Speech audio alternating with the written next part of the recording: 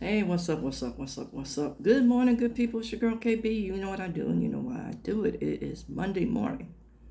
It is January 6th, and it is 2:45 in the a.m.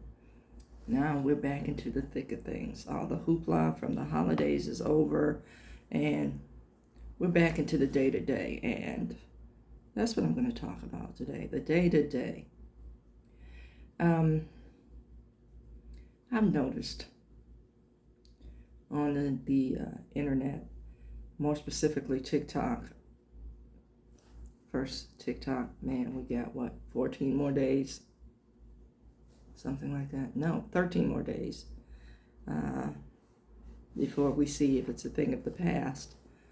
And for those of you who don't know, it has a version of TikTok all set up to transfer your account over. So I suggest you familiarize yourselves with lemon, like the fruit, 8 number, lemon 8, which is a version of TikTok, uh, basically the same folks. And it supposedly copies all your contacts over. So familiarize yourselves with that before we get to that lovely date of the 19th, which is when TikTok will have its demise in the US. Or what you can do, I don't know, some of your phones might be able to do this, is go to your settings and change your country to Canada, which is still North America, and you should be able to get TikTok. Okay, I gave you 2 tips there. But there's a trend on TikTok. This is what I want to talk about. And I realized in hearing this trend, I realized, one, I'm old. You hear me say that a lot. I am old. Bottom line. I'm at the age now where I think about, hey, that's going to leave a mark. It's going to hurt a lot longer. Do I have life insurance? I don't want to go out after dark. I'm that old. And for those of you who don't know, I've shared my age. I'm a jeans and t-shirt kind of girl. I do dress up occasionally, but it's very rare. But I'm 63. So yeah, I'm old, I'm tired, and that being said, I realize I am super conservative about a lot of things. And one of the things that I hear a lot now on TikTok is, we listen, but we don't judge. And I can roll with that to a certain extent.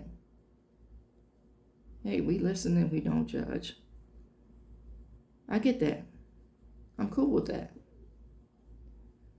But do we listen and correct? Yeah, that part. Yeah, some things need correction.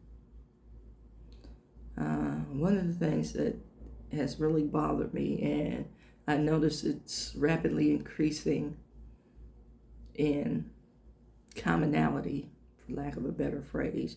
It's becoming more common and more prevalent. It's the use of profanity. The use of profanity in a workplace. Now I'm going to share this story about an incident I had a while back. I was in a car dealership. I'm not going to say the name. But, I used to drive a Chevy. As a tribute to my grandfather, because he said it was the best car ever made. And I've had a series of Chevys, and I've dealt with this one particular dealership for years. Years. And each time I went into this dealership, there was this heaviness, this tension in the air. And I recognize it for what it is. Having been born and raised in the 60s, 70s, 80s. I recognize it for what it is. It's this veiled racism, this polite racism. I'll take your money, but I don't like you kind of deal. It's this it's been there. And it's not the first business that I've experienced this level of tension in. And for you well-meaning folks who don't understand, I'm not asking you to speak on it because that only irritates me more. Are you sure it's racism? Are you sure? Don't question my experience. Until you've lived in the skin I'm in, you will never know what it's like to be followed around in a store. You will never know how to have your money questioned or to get, higher interest rates and have to negotiate your presence and your purpose with certain entities. So save that conversation for another day. At any rate, I'm in this dealership and I'm just waiting for my papers to be processed because I put my money down. I've decided on a vehicle. I'm chit-chatting with the salesperson who is a person of color. Thank God for her. I appreciate you. Because that was the only saving grace is because we had a connection and I wanted you to get your commission, sis. I wanted, to make a statement. And, that being said, I'm sitting there and I hear music coming from an office. I believe it was Teddy Pendergrass that was playing. And there was a person from the parts department and what later turned out to be the sales manager. I hear coming from his office. I love these songs. I remember my father coming home and asking me why I'm listening to this. I'm trying to say this word without getting heavily edited. The first word is what Jay-Z calls himself. And the last word is boo. So, J-Boo. Why are you listening to this J-Boo music? And me being me, I immediately got up. I walked into that man's office uninvited. And I said, I heard what you said. You don't know who's sitting out here, but I heard what you said, and it's blatantly disrespectful.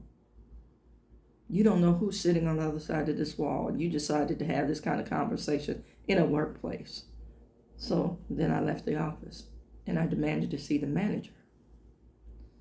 So my man comes out after about 10, 15-minute wait. He's getting the story. I can see him on the phone because he's in a glass cubicle. I can see him on the phone. I can't hear dude in the other office talking, but I can see him on the phone getting the story. So he comes out and I tell him what transpired.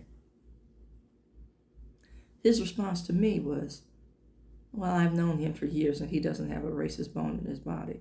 Well, he sure felt comfortable saying the word. And he knows what the word meant. I said, that kind of language has no place in the workplace. And I want to know personally, where is the racist bone located? So, if you can have it extracted, my man needs to get his money back for the surgery. And we went back and forth. I said, no, fine, cool. I'm going to go through what I said I was going to go through with. I didn't buy a Chevy. I did not buy a Chevy. I asked for the owner's name, the dealership owner's name. I emailed him. I emailed the Chevy Corporation. Never heard back from them because their dealership should be sanctioned because it's not the first time I've heard or experienced something coming from them. Never heard back from Chevy. But I did hear back from the owner of the dealership.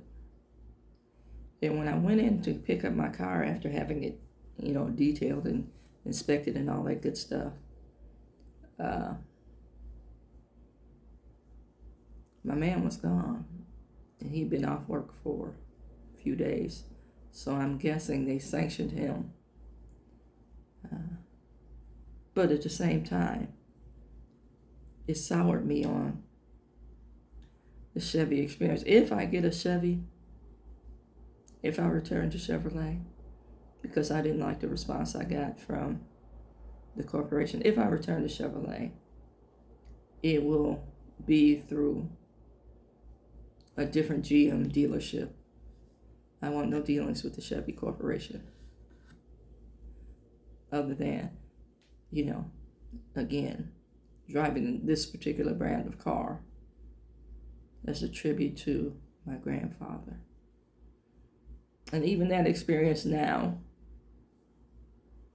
has some residue on it. Amen.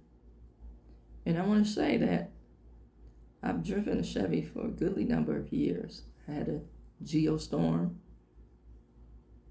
I've had an Aveo. I've had a Cavalier. I had an Equinox. I love Chevy.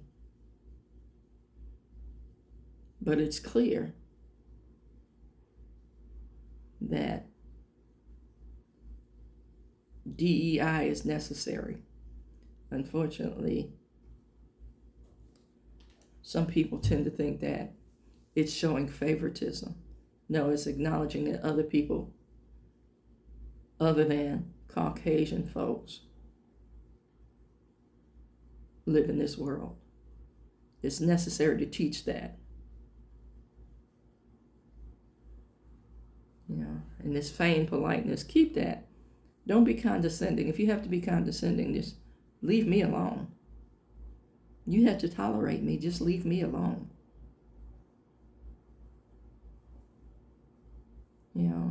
We listen, but we don't judge is a cop-out. Because people have this blunt halt to things that need to be corrected. Think about what I'm telling you.